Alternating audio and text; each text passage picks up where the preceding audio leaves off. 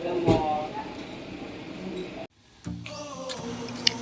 guys! Welcome back to our channel, and for today's video ay samahan nyo kami dito na pumunta sa Valencia, dun sa Dumaguete. So mula dito sa Kabugan ay babiyahe tayo ng 2 hours para makapunta tayo sa pinaka-city nila dito sa Negros Oriental. Kaya let's go!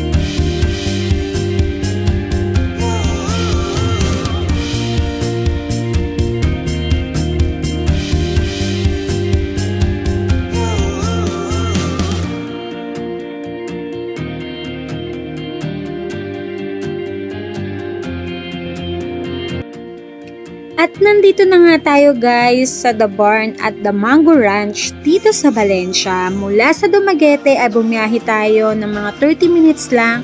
Pwede may tricycle or kung may sarili kayong sasakyan, mas maganda. At ito na nga yung pinaka main venue ng The Barn. So ayan, dito ginaganap yung pwedeng mga celebration ng katulad ng kasal, binyag o dibu. So yan yung pinakaharap nila. Ayan, at yung glass na yan, pag pumasok ko dyan sa loob, since nung pumunta kami walang celebration, kaya hindi natin nakita yung pinakaloob, pero napakalaki niya, laking area niya. So ayan, nakalagay dyan, The Barn at The Mango Ranch. So yung datingan nito ay para kang nasa rancho. At oo nga pala, kaka-open lang po nito nung last December. At nandito naman tayo ngayon sa Mango Ranch, dito pa rin sa Valencia, sa Negros. So after natin sa Tierra Alta, bumaba naman tayo dito sa Mango Ranch. Sobrang ganda din. At the same time, meron pong construction po sila na ginagawa ngayon. So hintayin po natin yan on our next vlog by next year po, kasi masyadong matagal pa po ang kanilang water park. So dito po pwede po mag-birthday, mag-event, wedding event, dibu, pwede po sila dito. Guys, nandito kami ngayon sa The Mango Ranch. Ayan, Mango Ranch po pala, sorry naman. Kasama ko si Arceus. Ayan ang windmill dito, super pretty. Ayan, favorite color ko pa yan, purple.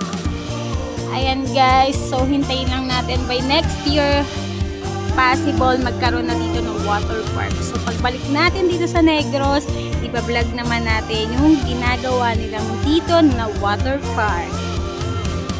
Nandito naman tayo ngayon sa Mango Ranch. So makikita mo, ayan, ongoing pa ang kanilang construction kasi may gagawin silang swimming pool. Ayan, banda dyan. So ito na ang kanilang steakhouse. At papakita ko naman sa inyo ang kanilang windmill na sobrang cute at ang ganda. Ayan, may pa-purple siya dyan. So kung may mga kinakasal dito, pwede ginaganap yung venue. At the same time, meron din po sila ditong malaking The Mango Barn. Ayan siya. So ayan yung pwede nilang dito ganapin yung pinakakasal sa The Barn at The Mango Ranch. So ayan siya. So excited ako, by next year siguro makikita ko na tong may swimming pool, makakapunta kami dyan ni Arceus. So ang dami din na pumupunta dito para kumain dito sa steakhouse nila. Nandito naman tayo sa Mango Ranch, dito sa Mango Windmill.